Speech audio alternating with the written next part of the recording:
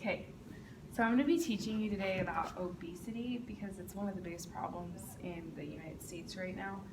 And if you're able to prevent it, it will help lead to better health and less health problems.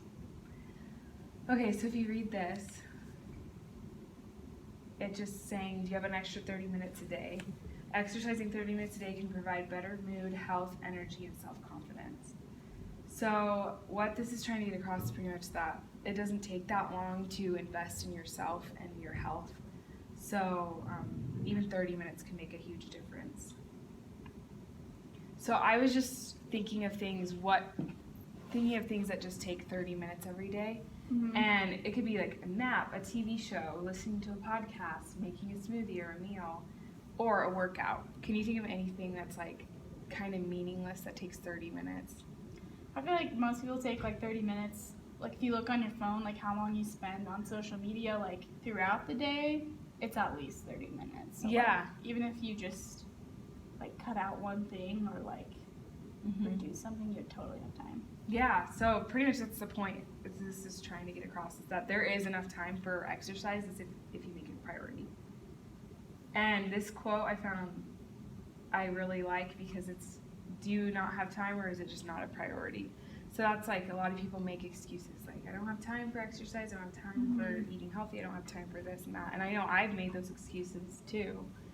But you just have to reflect on, is it a priority in your life?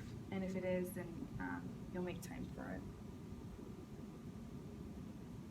I also love this quote, walking is a man's best medicine, by Hippocrates, because it's just so simple. Like, the best way to health is through exercise and healthy eating, and obesity is just such a sad problem because it can be cured with the simplest things like walking.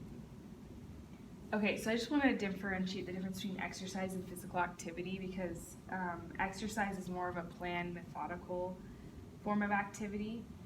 So it could be like weightlifting, jogging, swimming, cycling, anything that you're going to be like, oh, I'm going to go out on a run, or oh, I'm going to go do this. But physical activity is more unplanned day-to-day activities that you have to do, like, oh, I have to mop the floors, oh, I have to, vacuum the house, whatever, garden. Walking to work or school, or manual labor.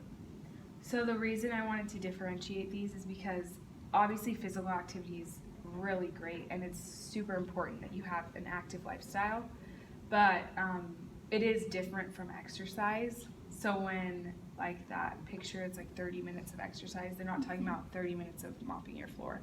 It's 30 minutes of one of these workouts can really improve your health. Okay, so benefits of exercise. So exercise, like, it doesn't have to just be running, it can be weightlifting. So the way weightlifting is beneficial is that it increases your muscles, and if you have bigger muscles, then they require more calories to burn. So throughout the day, you'll burn more calories just sitting if you have larger muscles. It also decreases depression and anxiety. It increases your flexibility, your heart health, your physique, which leads to increased self-confidence, just because you'll feel better about yourself. Oops, go back.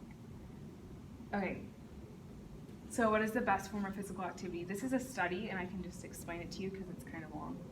But pretty much, there's 175 obese and inactive adults, and they were all assigned to a different activity plan, and they were all told, keep your same diet that you've always had, but like one group will be medium exercise, one group will be like low amounts of exercise, and one will be like high intensity exercise, and each of them did it for an hour each day for 6 months.